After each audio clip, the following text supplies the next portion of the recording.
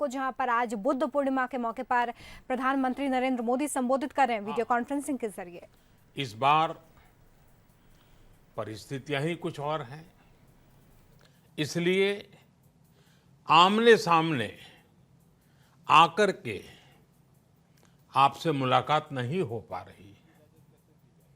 साथियों, भगवान बुद्ध का वचन है, मनो पुब्बम गमा धम्मा, मनोसेट्टा मनोमया। यानी धम्म मन से ही होता है, मन ही प्रधान है, सारी प्रवृत्तियों का अगुवा है। इसलिए आपका और मेरा मन का जो जुड़ाव है, उसके कारण सशरीर उपस्थिति की कभी उतनी महसूस नहीं होती। आपके बीच आना बहुत खुशी की बात होती, लेकिन अभी हालात हमें वो परमिट नहीं करते हैं और इसलिए दूर से ही टेक्नोलॉजी के माध्यम से आपने मुझे अपनी बात रखने का अवसर दिया। इससे बढ़कर के संतोष और क्या हो सकता है। साथियों, लॉकडाउन की इस विकट परिस्थितियों में भी वर्चुअल बैसाख बुद्ध पूर्णिमा दिवस समारोह, इसके इस आयोजन के लिए अंतर्राष्ट्रीय बौद्ध संघ प्रशंसा के पात्र है। आपके इस अभिनव प्रयास के कारण ही इस आयोजन में विश्व भर के लाखों अनुयायी एक दूसरे के साथ जुड़ रहे हैं।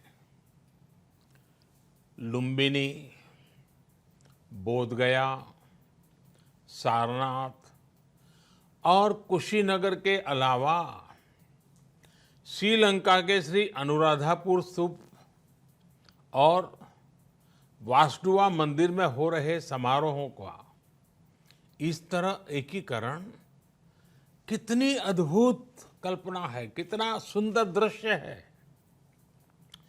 हर जगह हो रहे पूजा कार्यक्रमों का ऑनलाइन प्रसारण होना अपने आप में अद्भुत अनुभव है।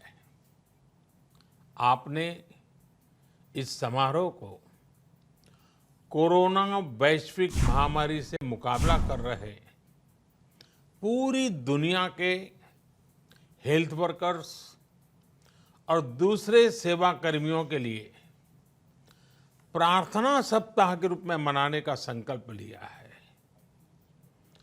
करुणा से भरी आपकी इस पहल के लिए मैं आपकी सराहना करता हूं। मुझे पूरा विश्वास है कि ऐसे ही संगठित प्रयासों से हम मानवता को इस मुश्किल चुनौती से बाहर निकाल पाएंगे, लोगों की परेशानियों को कम कर पाएंगे। साथियों, प्रत्येक जीवन की मुश्किल को दूर करने के संदेश और संकल्प ने भारत की सभ्यता को, संस्कृति को हमेशा दिशा दिखाई है। भगवान बुद्ध ने भारत की संस्कृति और इस महान परंपरा को बहुत समृद्ध किया है। वो अपना दीपक स्वयं बने और अपनी जीवन यात्रा में दूसरों के जीवन को भी प्रकाशित करते रहे। और इसलिए बुद्ध किसी एक परिस्थिति तक सीमित नहीं है, किसी एक प्रसंग तक सीमित नहीं है। सिद्धार्थ के जन्म, सिद्धार्थ के गौतम होने से पहले और उसके बाद इतनी शताब्दियों में समय का चक्र अनेक स्थितियों परिस्थितियों को समेटते हुए निरंतर चल रहा है। समय बदला, स्थिति बदली, समाज की व्यवस्थाएं बदली, लेकिन भगवान बुद्ध का संदेश हमारे जीवन में निरंतर प्रवाहमान रहा है। ये सिर्फ इसलिए संभव हो पाया है क्योंकि बुद्ध सिर्फ एक नाम नहीं है, बल्कि एक पवित्र विचार भी है। एक ऐसा विचार जो प्रत्येक मानव के हृदय में धड़कता है, मानवता का मार्गदर्शन करता है। बुद्ध त्याग और तपस्या की सीमा है। बुद्ध सेवा और समर्पण का पर्याय है। बुद्ध मजबूत इच्छा शक्ति से सामाजिक परिवर्तन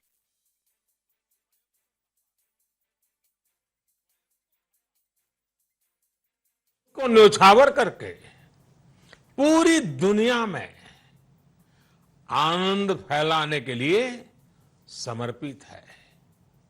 और हम सभी का सौभाग्य देखिए, इस समय हम अपने आसपास ऐसे अनेकों लोगों को देख रहे हैं जो दूसरों की सेवा के लिए, किसी मरीज के इलाज के लिए, किसी गरीब को भोजन कराने के लिए, किसी अस्पताल में सफाई के लिए, किसी सड़क पर कानून व्यवस्था बनाए रखने के लिए 2400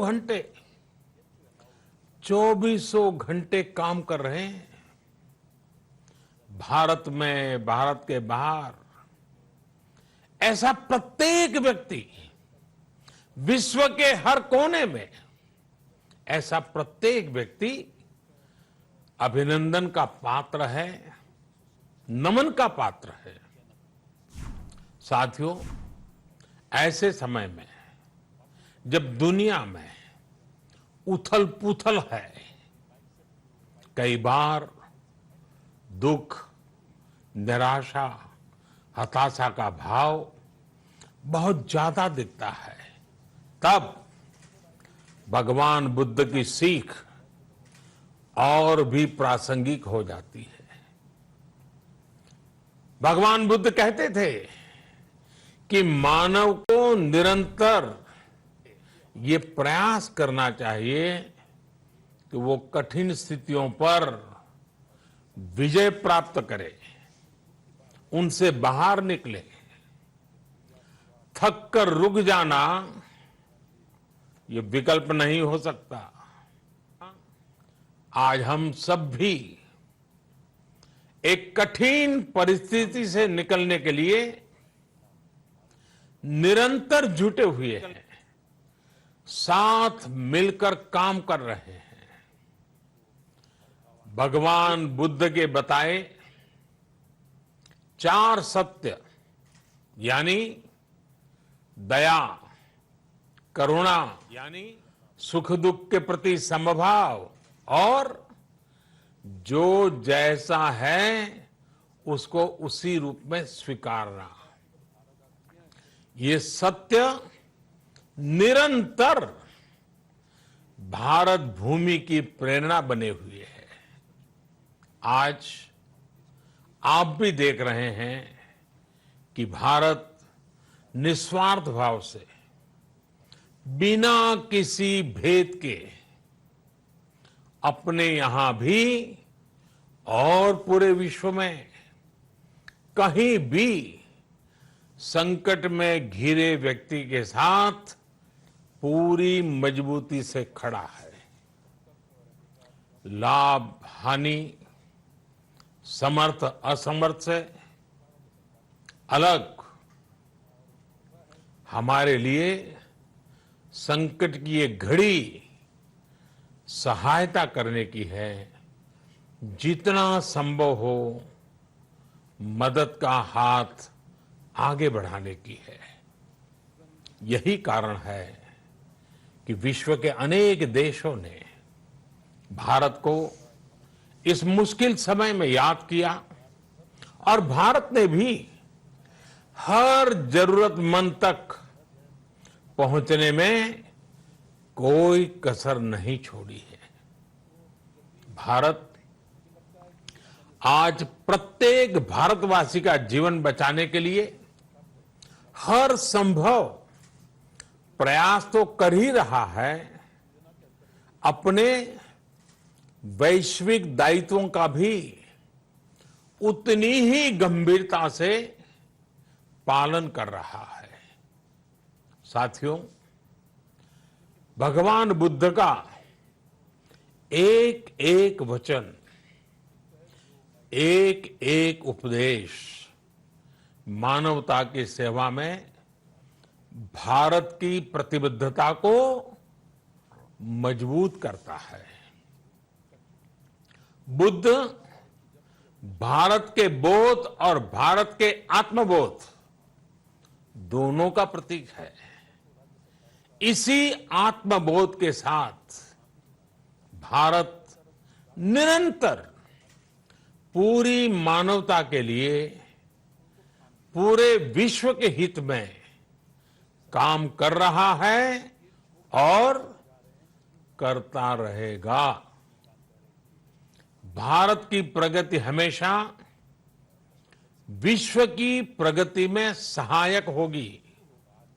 साथियों, हमारी सफलता के पैमाने और लक्ष्य दोनों समय के साथ बदलते रहते हैं, लेकिन जो बात हमें हमेशा ध्यान रखनी है वो ये कि हमारा काम निरंतर सेवा भाव से ही होना चाहिए। जब दूसरे के लिए करुणा हो, संवेदना हो और सेवा का भाव हो, तो ये भावनाएं हमें इतना मजबूत कर देती हैं कि बड़ी से बड़ी चुनौती से आप पार पा सकते हैं। सुप्पबुद्धम पबुज्जन्ति सदा घोतम सावका, यानी जो दिन रात हर समय मानवता की सेवा में जुटे रहते हैं, वही बुद्ध के सच्चे अनुयायी हैं। यही भाव हमारे जीवन को प्रकाशमान करता रहे, गतिमान करता रहे। इसी कामना के साथ आप सभी का बहुत बहुत आभार। इस मुश्किल परिस्थिति में आप अपना, अपने परिवार का, जिस भी देश में आप हैं वहां का ध्यान रखें, अपनी रक्षा करें और यथासंभव दूसरों की भी मदद करें। सबका स्वास्थ्य उत्तम रहे, इसी मंगल कामना के साथ मैं मेरी वाणी को विराम देता हूं। धन्यवाद। सर्वमंगलम। तो कोरोना काल में प्रधानमंत्री नरेंद्र मोदी का ये संबोधन, उन्होंने कहा कि बौद्ध का संदेश जो है वो निराशा को दूर करने वाला है। कोरोना योद्धाओं के सम्मान में भी उन्होंने तमाम बातें कही और कहा कि किस तरह से 24 घंटे इस वक्त जो कोरोना योद्धा हैं वो ड्यूटी कर रहे हैं। भारत की प्रगति विश्व की प्रगति के सहायक है। खुद की रक्षा करें और दूसरों की मदद करें, ऐसा उन्होंने कहा। साथ ही उन्होंने ये भी कहा है कि सबकी मदद के लिए भारत तैयार है। मानवता की सेवा में ही भारत की प्रतिबद्धता है।